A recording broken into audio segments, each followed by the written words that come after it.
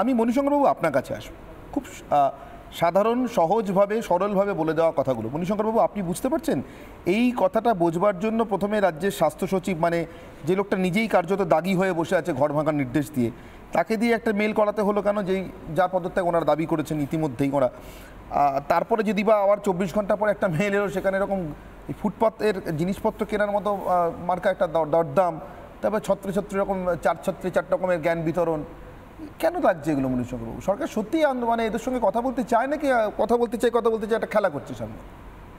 না, ব্যাপারটা হচ্ছে দেখুন, এই যেগুলো আপনারা দেখাচ্ছিলেন সুপ্রিম কোর্টের যে মামলা চলাকালীন যে বিনিময়গুলো হচ্ছিল, যেগুলো ল্যাচেস on the part of the state government বলে বলছিলেন, সেইগুলো সুপ্রিম কোর্টের কাছে বলেছে তো, এবং সেগুলো কনসিকুয়েন্স নিয়ে আপনারা আলোচনা করছেন, সেটা আপনার বলার অধিকার নেই, আমরা বলতেও পারবো না যে এইটা দেখাতে পারেনি বলে তার পানিশমেন্টটা কী হয়, তার কনসিকুয়েন্সটা কী হয়, সেটা সুপ্রিম কোর্টই বিচার করবে।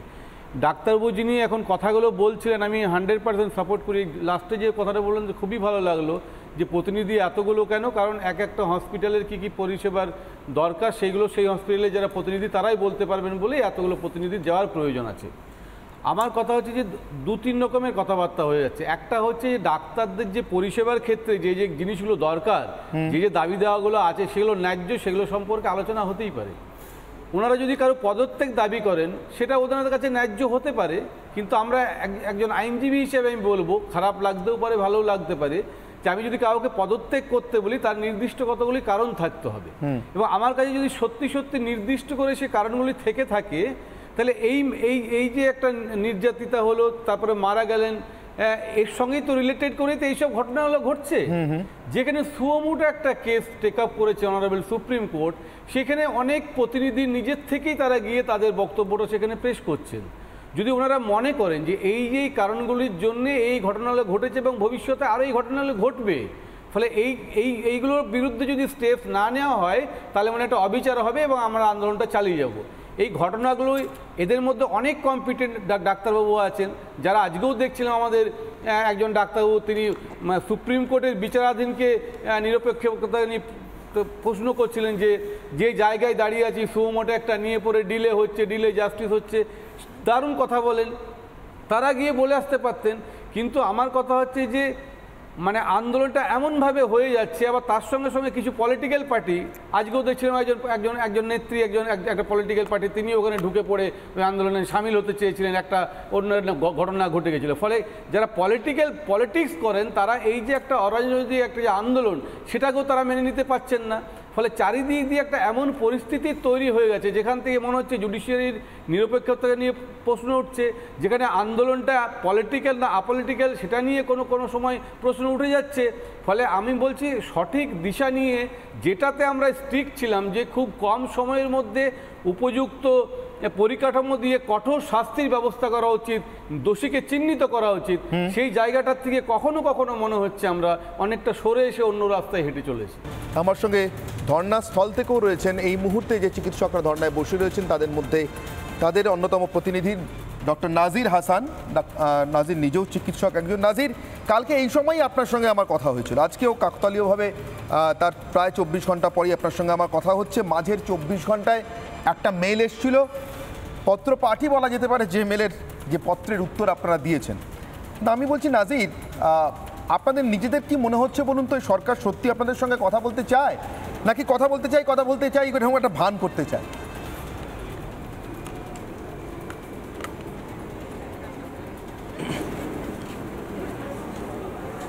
আসলে পরিস্থিতি দেখে মনে হচ্ছে যে ব্যাপারটা খুব একটা সহজ নয়, সেটা আমরাও জানি। কারণ আমরা আমাদের দ্বিতীয় এবং তৃতীয় দাবিতে যাদের পদত্যাগের দাবি করেছি, তারা যে খুব সাধারণ মানুষ এরকম আমরা নই। ব্যাপারটা এরকম নয় যে আমরা একজন সামান্য কোনো পঞ্চায়েত প্রধানের পদত্যাগ চাইতে গেলাম, পঞ্চায়েত প্রধানের পদত্যাগ চাই বলে পঞ্চায়েত প্রধানের পদত্যাগ দিয়ে দেবে, ব্যাপারটা এরকম নয়।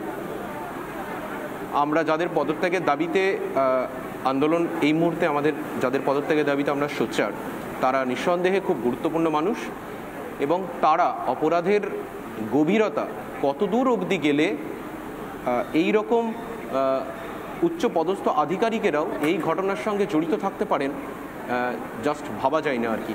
তার জন্যই আমরা দ্বিতীয় এবং তৃতীয় দাবি নিয়ে সোচ্চার হয়েছি। এবং যেহেতু ইনারা কোনো ছোটোখাটো মানুষকেও নন, তার জন্যই সরকার যে খুব সহজেই আমাদের দাবি মেনে নেবেন এরকমটা আমরা আশাই করিনি, খুব সহজে মানবে না এটা আমরা জানি।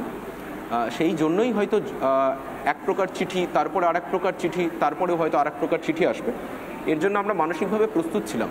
কিন্তু আমরা এই যে বিকেলবেলায় এসে যে দাবিটা করছি তার বহু আগেই আমরা কিন্তু সকাল থেকেই একটা খুব সহজ একটা সরল একটা দাবি আমাদের ছিল যে আমরা আলোচনা করার জন্য কিন্তু সবসময় প্রস্তুত, আলোচনা করার জন্য প্রস্তুত, কিন্তু আলোচনার ক্ষেত্রে যতটা সম্ভব স্বচ্ছতা বজায় রাখতে হবে।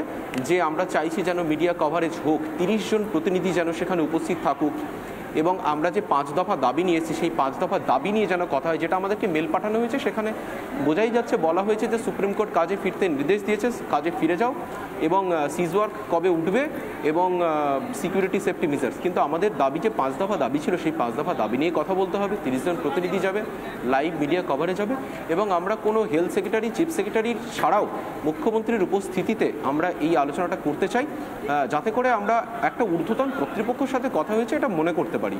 কারণ আমরা যাদের পদত্যাগ দাবি করছি তারা যদি নিজেরাই একটা মিটিং অ্যারেঞ্জ করেন তাহলে এই মিটিংয়ের তো কোনো মানে হয় না।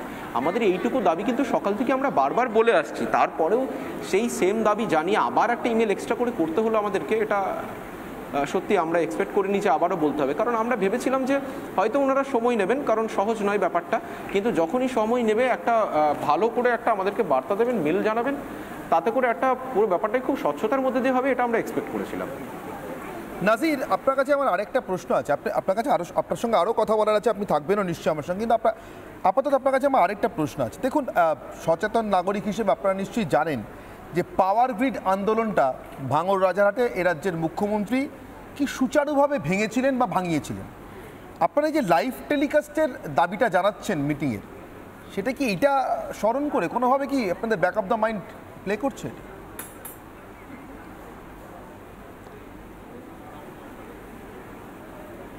না, আমরা তো এর আগেও দেখেছি অনেক যে অ্যাডমিনিস্ট্রেশনের কোথাও কোনো মিটিং হলে সেই অ্যাডমিনিস্ট্রেশনের মিটিংগুলো তো লাইভ মিডিয়া কভারেজ হয়।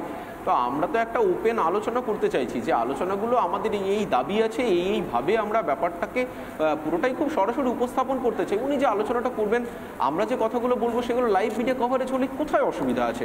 আমরা তো সবসময় মিডিয়ার সামনে কথা বলছি, সবার সামনে কথা বলছি, আমরা তো মিথ্যে কথা কিছু বলছি না, লুকোছাপার কিছু জায়গা নেই।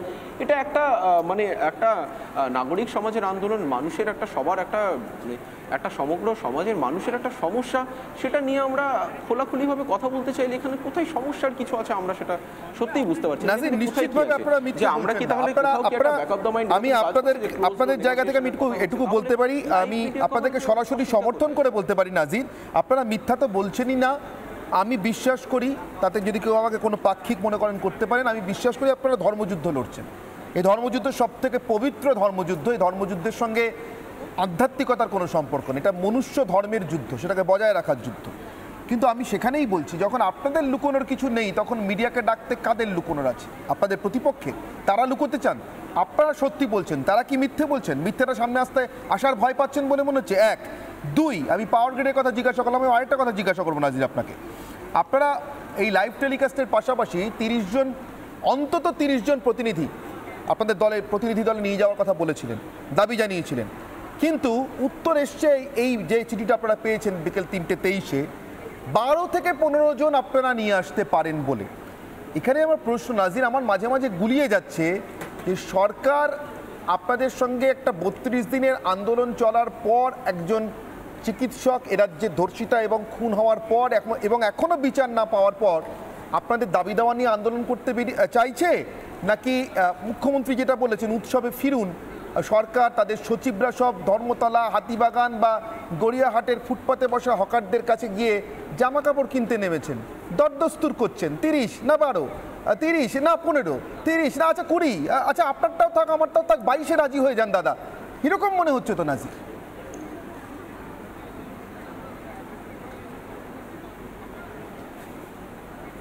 না, এটাও খুব একটা সাধারণ ব্যাপার। আমরা তো প্রত্যেকটা জিনিস খুব লজিক্যালি আমরা প্রেজেন্ট করেছি, যে প্রথম থেকে আসছি এত অর্গানাইজড হইতে আমরা একটা মুভমেন্ট চালিয়ে নিয়ে যাওয়ার চেষ্টা করছি।